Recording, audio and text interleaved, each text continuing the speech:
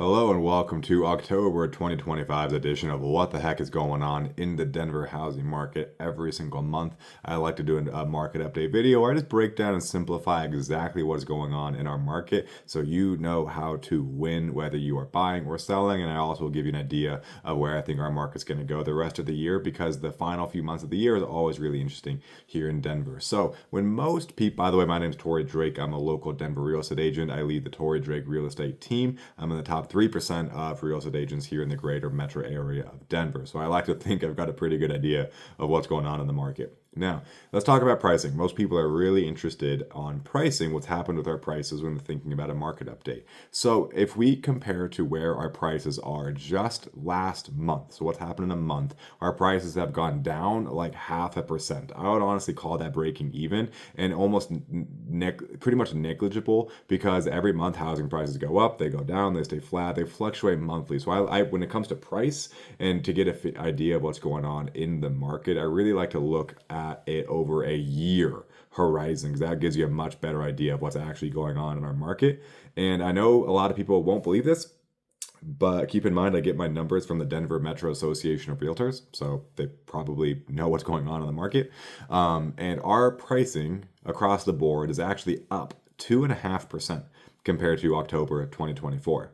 Now, every house, neighborhood, property type is going to be different. Condos and townhomes specifically are down 4%. But overall, single family homes are propping up the market. I mean that in a good way. So our housing prices are up on average about 2.5%. And that really speaks to the resilience of the Denver market. I know that sounds cheesy, but a lot of places are seeing steep depreciation this year because of the amount of homes that are for sale in the market. The fact that Denver has had a huge increase in the amount of homes for sale, that is true. We have had that. It's not causing our prices to drop like in a lot of other areas. So I definitely would not be saying our housing market is resilient if it was not being resilient, but it is. So housing prices, that's the update on that one. How long does it take to sell a home on average? Right now, it's taking about 35 days on average to sell a property. Keep in mind that's the average. Some homes sell way quicker. Some take a lot longer to sell. For context, actually, let me pull up the number here. Compared to last year, it was taking 25 days this time last year to sell, and now 35 days. So in percentage terms, that's a pretty big difference. Like, I don't know, what is that? I can see that's a 40% increase. However, once again, pretty negligible. If to go from 25 days to 35 days, you're still selling in a month and a half on average. And that number is going to increase as we go into the holiday season because it takes longer to sell a home, at least here in the metro area in Colorado, to sell a property during the holidays. So that's the story on housing prices here and how long it takes to sell a home. Let's talk about what that actually means for buyers and sellers today.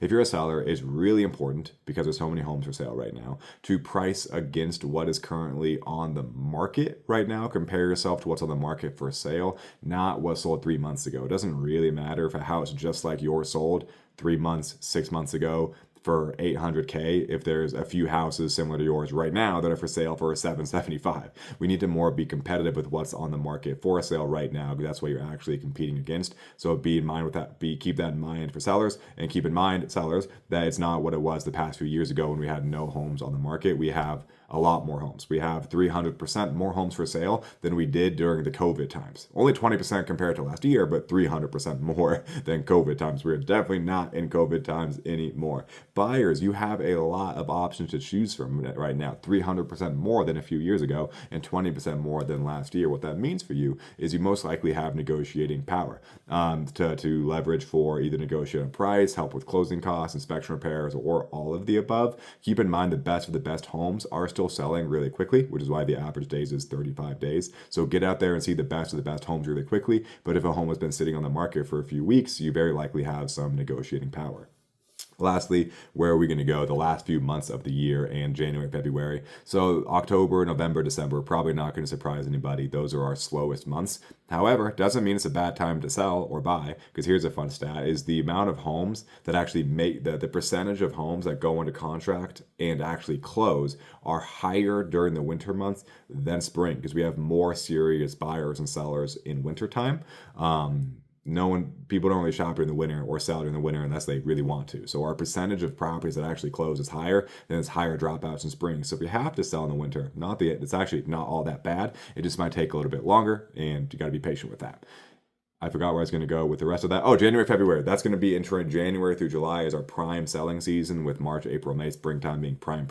So January and February, mortgage applications are already increasing actually as we go into the holidays, because people are getting ready to kick off their buying journey in the new year. So we are seeing mortgage applications be up, which means there's going to be a good amount of buyer activity coming in the springtime, which is what we see every year. Guys, if you have any questions about the market, my contact information is in the YouTube description. Feel free to reach out. I'd be happy to chat. Thank you so much for watching. Hit that like and subscribe. Thank you so much. Bye-bye.